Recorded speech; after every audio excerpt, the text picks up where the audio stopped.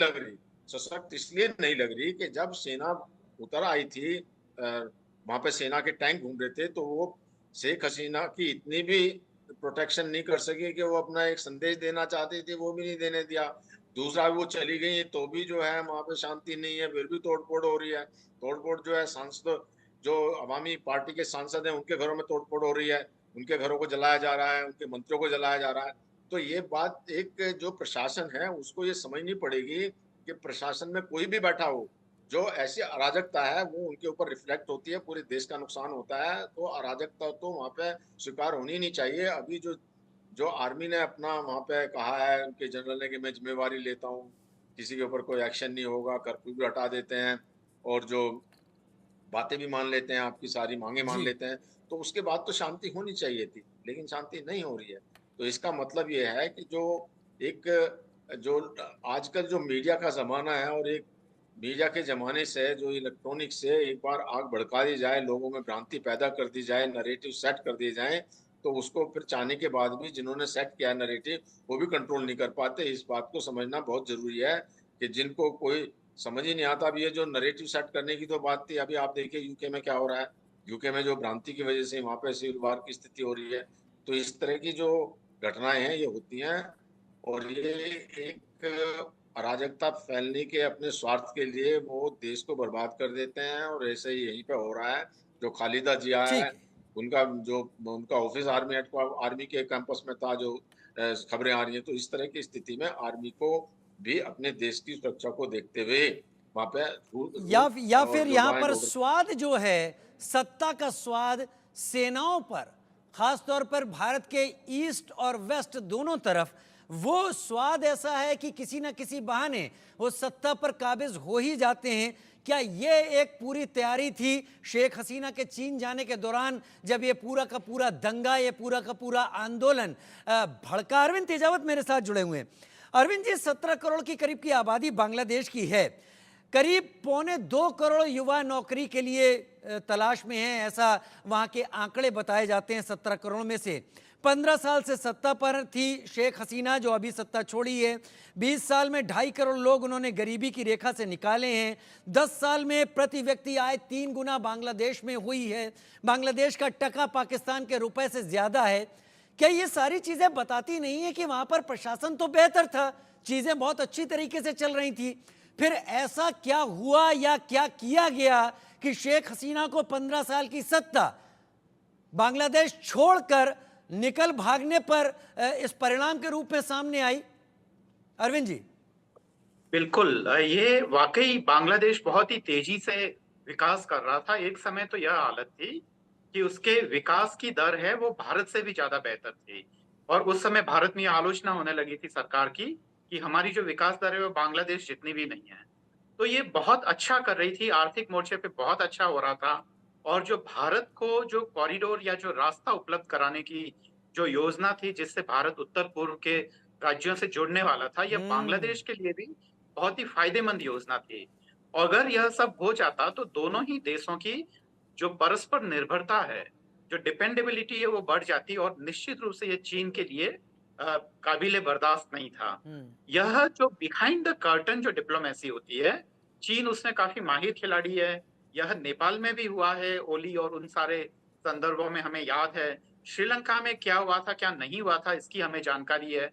ऐसा ही मालदीव में हुआ है। भारत के लिए यह बहुत ही चैलेंजिंग स्थिति है कि वह अपने पड़ोसियों को लेकर एक निश्चित नीति का अनुसरण करें, जिसमें कि चीन का अनावश्यक दखल खासकर दक्षिण एशिया में ना हो।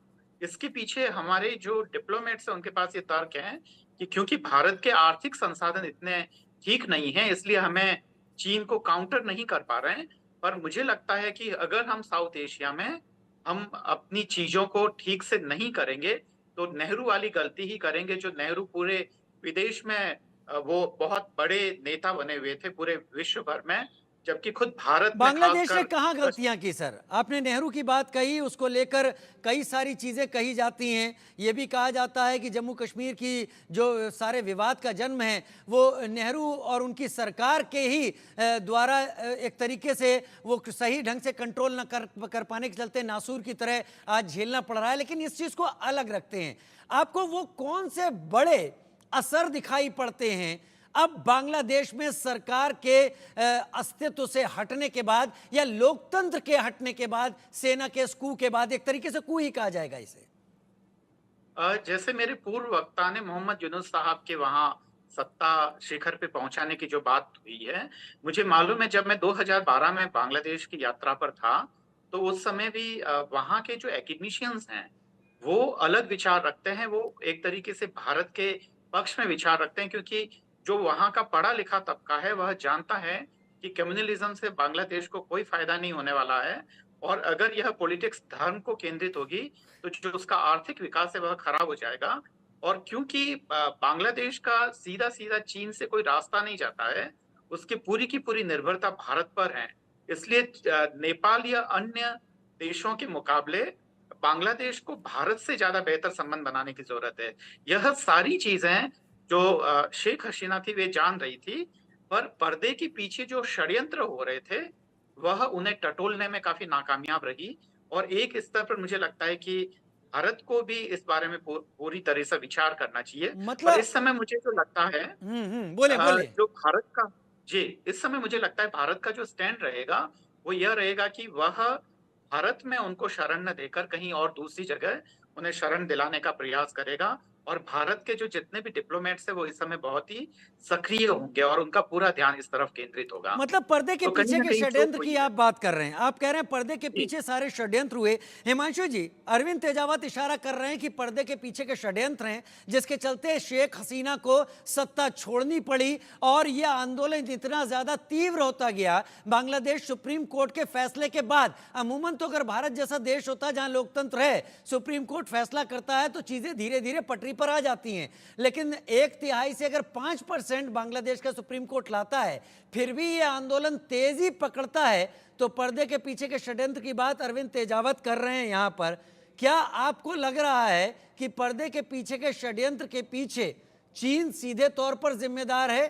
क्योंकि लगातार अगर चीजों को समझा जाए, चीन कोशिश कर रहा है कि भारत का नॉर्थ ईस्ट का इलाका हमेशा चिकन नेक में फंसा रहे, जो कि सिक्किम के पास से निकलती है बांग्लादेश पश्चिम बंगाल के ठीक ऊपर से।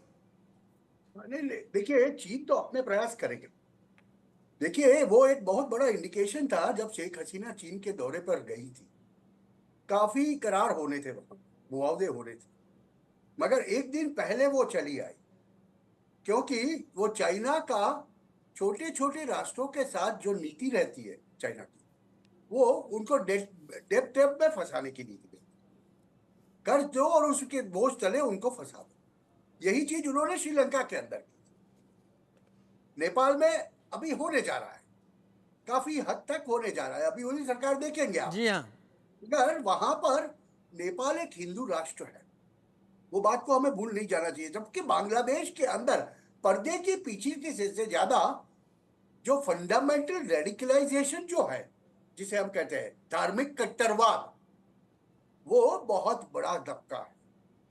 और वो तबका कभी वो बात से खुश नहीं होता, जमात जिसे हम कहते हैं, जमात कभी वो बात से खुश नहीं होती कि बांग्लादेश के ताल्लुकात भारत के साथ बहुत अच्छे हो। आर्थिक प्रगति उनके लिए मायना नहीं रखती। शायद इसी वजह से अपने वेस्ट में देखें तो पाकिस्तान ने अपने आप को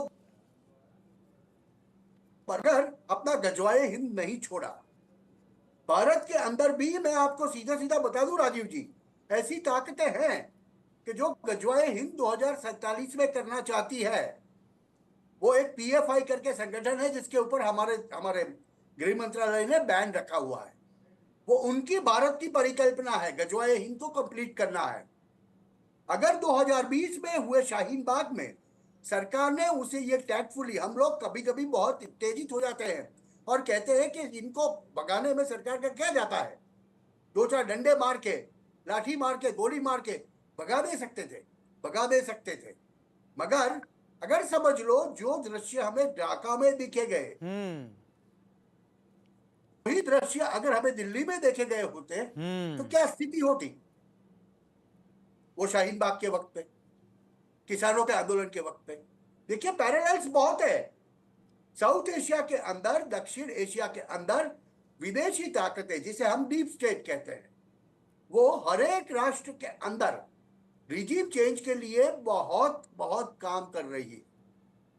भारत ने तो 10 साल के अंदर काफी उनके सोर्सेस बंद कर दिए हैं फंड के, मगर दूसरे राष्ट्रों में नहीं होता। ऐसा क्यों होता है कि अमेरिका का विदेश मंत्रालय जब प्रेस कॉन्फ्रेंस करता है तब एक बांग्लादेशी पत्रकार जो जमात का ऑफिशियल मेंबर है वो भारत विरोधी प्रश्न हमेशा वहां विदेश मंत्री, उसके ऊपर यहां हम हंगामा मचाते हैं। क्यों? तो इस पर से आपको ख्याल आना चाहिए कि ये जो खालिदा जिया वाला पूरा सेटअप है वहां पर, वो सेटअप ने तो चुनाव में भी भाग नहीं लिया। वो कहते कि ये लोकशाही नहीं है करके उन्होंने ये रिजीम चेंज का तख्ता पर बैठाया हुआ। लोकशाही में वो लोग विश्वास नहीं करते। और जहां पर शेख हसीना का सवाल है, उन्होंने इकोनॉमिक प्रोग्रेस बांग्लादेश को दिया है, वो बात से हम मना नहीं कर सकते, मगर उसके साथ में जिस हिसाब से उनकी आबादी बढ़ रही है, जिस हिसाब से उनका कट्टरवाद बढ़ रहा है, वो एक बहुत बड़े खतरे वो एक बहुत बड़े खतरे की तरफ इशारा करता है। मेजर जनरल ध्रुव कटोच मेरे साथ लगातार जुड़े हुए हैं। मेजर जनरल ध्रुव कटोच, शेख